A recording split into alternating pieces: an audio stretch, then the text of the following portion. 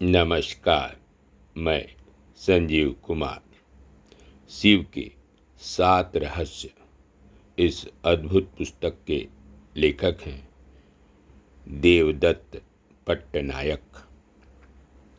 इसके तीसरे और अंतिम अंश को संक्षेप में प्रस्तुत करने का प्रयास कर रहा हूँ।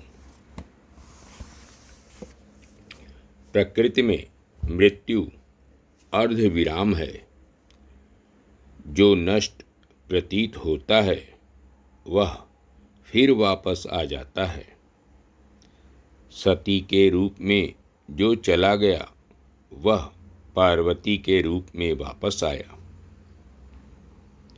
सती के रूप में देवी ने शिव की भावनाओं को जागृत किया।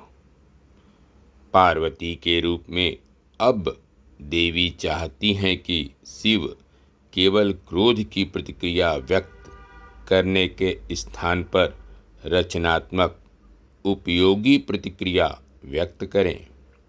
तभी शिव शंकर का रूप प्राप्त कर सकेंगे। शिव को जगाने के प्रयत्न में पार्वती की सहायता करने के लिए देवगण राग के देवता काम की सहायता मांगते हैं। काम देवता की कल्पना यह है कि वे एक प्रसन्न देवता हैं जो तोते की सवारी करते हैं।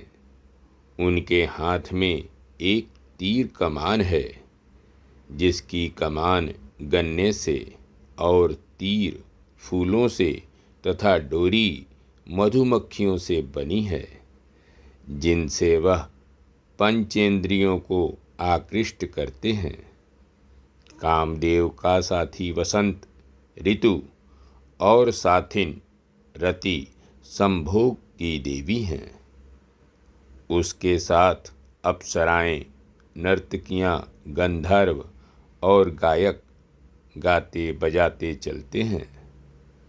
उनके ऊपर ध्वज लहराता है जिस पर मकर राशि का चिन्ह अंकित है। जब सूर्य इस राशि में प्रवेश करता है, सर्दी समाप्त होकर वसंत का आरंभ होता है।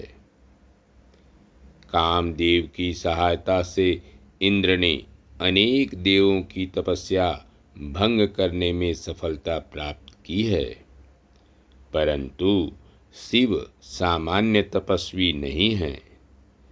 कामदेव के प्रहार करने पर शिव अपना तीसरा नेत्र खोल देते हैं। कामदेव भस्म हो जाते हैं। यह देख पार्वती और रति चकित रह जाती हैं। शिव का तीसरा नेत्र अनंत ज्ञान का प्रतीक है।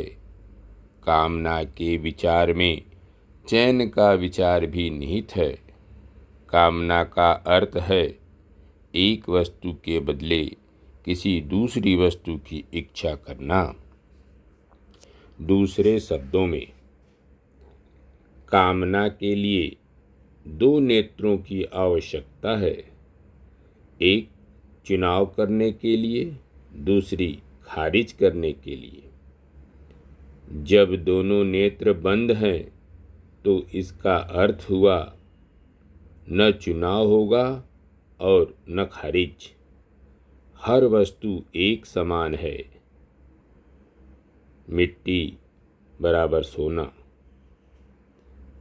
इसलिए तीसरा नेत्र भेदभाव या चुनाव सबके अभाव का द्योतक है, अर्थात इच्छा का ही अभाव है।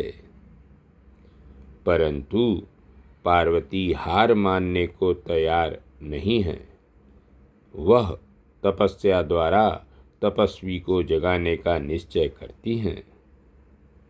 वह व्यक्तिगत सुख के लिए तपस्या नहीं करती, संसार के लाभ के लिए करती हैं।